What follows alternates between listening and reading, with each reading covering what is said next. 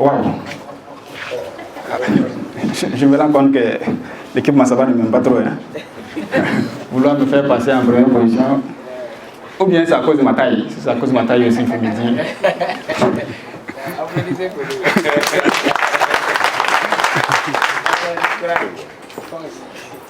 Si j'ai un conseil à vous donner, c'est d'aller à l'école du caméléon. Qu'est-ce que c'est que le caméléon? Ce que moi je retiens du caméléon, c'est que lorsqu'il prend une direction, il ne tourne pas de tête. Il ne regarde ni à gauche, ni à droite, il fonce. Pour dire que chaque être humain, nous jeunes, surtout que nous sommes, nous devons avoir notre objectif. Et on doit être précis dans notre objectif. Peu importe les difficultés, on doit être direct. Nous avons tous vécu des moments de difficulté. Nous avons tous eu des moments où on a envie d'abandonner. Nous avons tous eu des moments où nous avons travaillé sans relâche, mais l'objectif n'est pas atteint. Nous avons tous eu des moments où nous avons essayé, beau essayer, ne pas dormir. Mais le matin, on se dit, est-ce que c'est pas mieux que j'aille ailleurs? Parce qu'ici, ça ne marche pas. Nous avons tous essayé, comme on le dit. Mais de nous, ne vous en faites pas, ce n'est pas vous, c'est moi. Je suis l'ami Yolé Cheikh Omar. Mais rassurez-vous, l'ami n'est pas sur mon extrait d'acte de naissance. C'est juste un terme qu'on utilise en jeune chambre pour mieux se familiariser. Et pour la petite histoire, je suis pour le mandat 2022 le président de la jeune chambre internationale Fadangourma. Voilà une belle organisation où tu as beau exceller, tu as beau faire des merveilles, on n'a qu'un seul slogan. Un homme, un an, un mandat. Et je vous invite à y adhérer. Juste pour dire que là-bas, tu as beau travailler, au soir du 31 décembre, on te dit bye bye. Malgré tes exploits, on te dit de partir. Et le leadership commence déjà dès là-bas. Tout a commencé en 2015, lorsque j'ai été retenu comme opérateur de kit.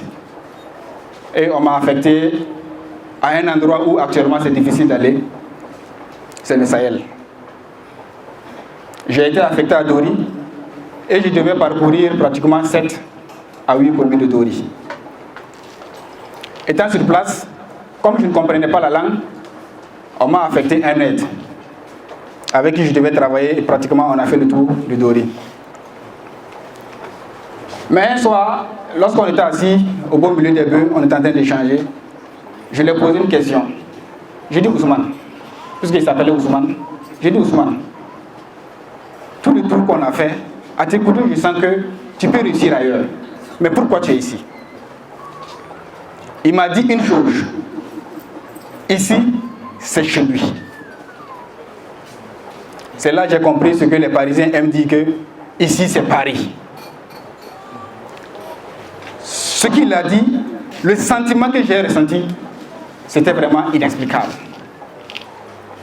Je me suis rendu compte que j'ai beau faire des merveilles, mais tant que chez moi je ne fais rien, c'est comme si je n'ai pas existé. Et avec ce que j'ai entendu dire par rapport à notre région, je me suis dit, il faut que je reparte chez moi. Il faut que j'impacte ma société. C'est pour ça, lorsqu'on a fini, je suis revenu à Fada. Déjà en 2015, j'étais étudiant. Mon rêve tout petit était d'être avocat, c'est-à-dire que de faire tout mon possible pour qu'on puisse libérer les innocents.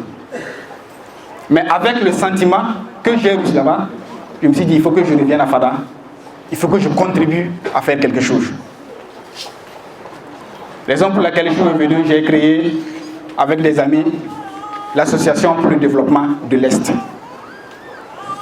J'ai eu plus d'une semaine à réfléchir pour voir quel nom je vais donner, mais je me suis rendu compte que c'est le seul nom que j'ai trouvé.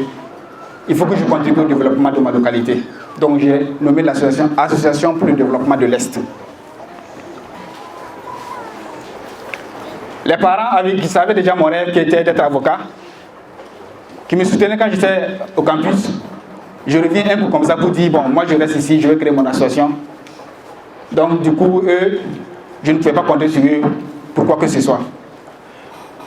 Pour faire des photocopies, pour avoir des renseignements, il fallait que je me batte. Heureusement, j'avais une copine qui était avec moi. C'est avec elle que j'ai essayé de kete-kete, comme on aime le dire en notre jargon. Donc je venais chez elle, je prenais souvent 200 francs. Avec les 300 francs que j'ai, je mets le carburant. Jusqu'à ce que je puisse avoir les papiers. Mais rassurez-vous, c'est elle que j'ai épousée. Donc c'est ma go de galère que j'ai épousée. Ce matin, elle voulait venir me soutenir, mais elle a une composition. Donc elle est à l'école en train de travailler. Je lui fais d'abord un coucou. Parce que comme on aime le dire, derrière un grand homme se cache toujours une dame de feu. Donc Madame la Présidente. Lorsqu'on a eu les papiers, il fallait maintenant qu'on puisse se faire connaître. Pas nous, mais faire connaître l'association. Donc, on a commencé d'abord avec un petit débat. On a eu l'idée, on a réuni les jeunes, on a débattu sur pas mal de thèmes. Mais ça, uniquement, c'était que dans le quartier. Donc, on a voulu que toute la commune nous connaisse. Donc, on a organisé un tournoi de Maracana.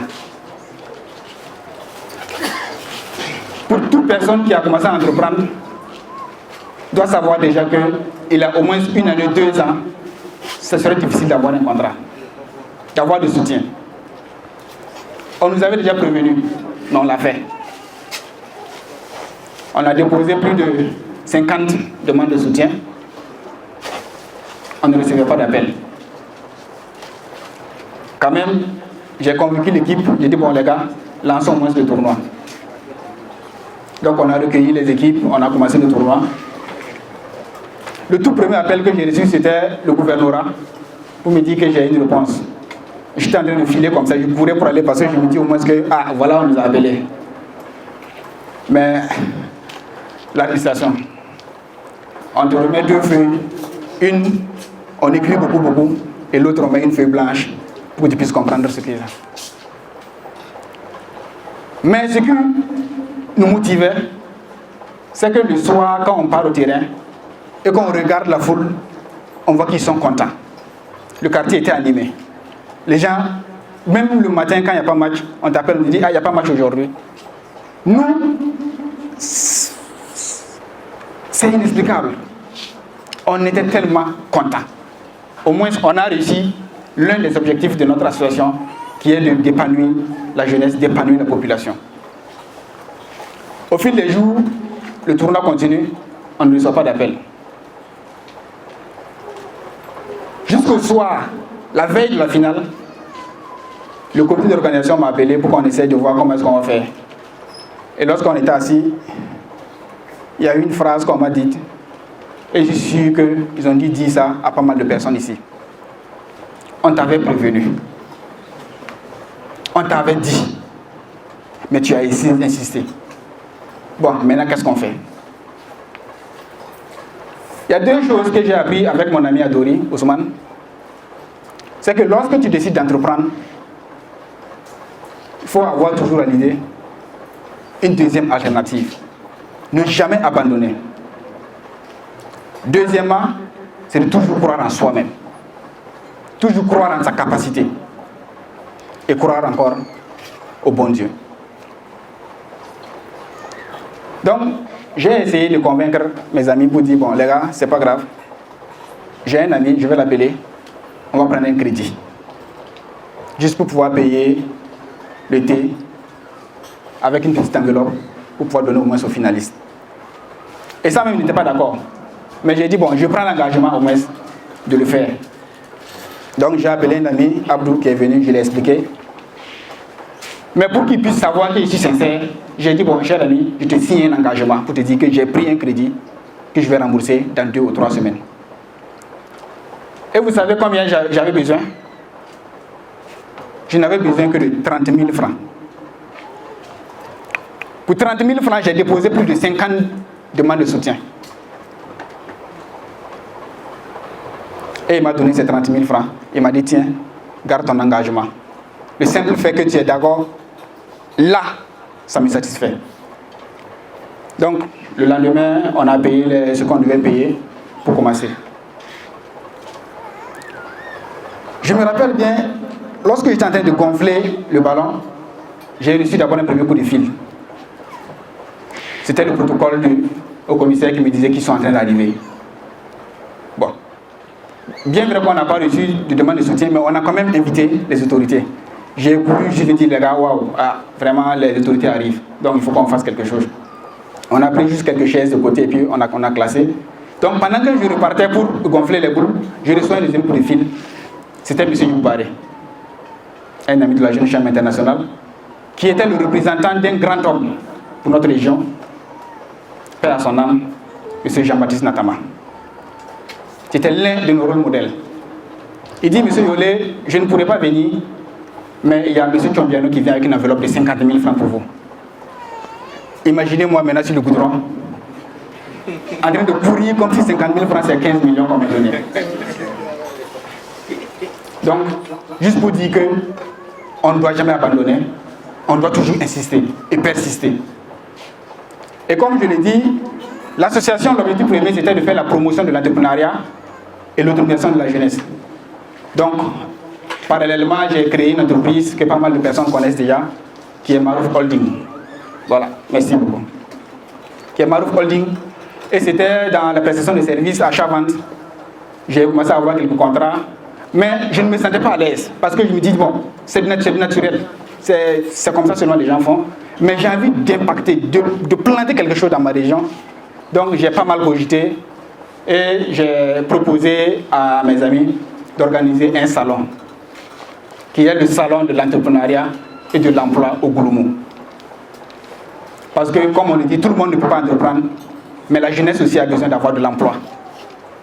Donc, j'ai proposé le salon de l'entrepreneuriat et de l'emploi au Gouloumou, avec un comité d'organisation excellent, dont j'ai un cher ami qui est avec moi. Juste pour dire que nous devons tous être des soldats, pas pour aller au front comme les VDS, mais nous devons tous être des soldats du développement. Lorsqu'on se lève le matin, au soir, on doit au moins, avant de se coucher, dire qu'est-ce que j'ai pu faire pour impacter ma communauté. Qu'est-ce que j'ai pu faire? Et lorsqu'on se réveille le matin, on se réveille encore avec d'autres défis. D'ailleurs, je prends l'engagement,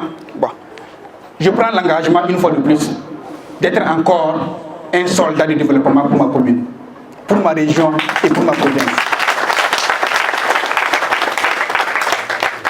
Et j'aimerais savoir, dans cette salle, y a-t-il quelqu'un qui est prêt à prendre l'engagement d'être un soldat de développement? Merci beaucoup. Merci beaucoup. Tous ceux qui sont prêts à prendre l'engagement d'être des soldats de développement, je vous prie de vous lever. Toute personne qui est prête, faites des photos. Faites des photos. On lève la main. Nous sommes tous des soldats de développement. Nous sommes tous des soldats de développement. Et je vous bénisse. Merci.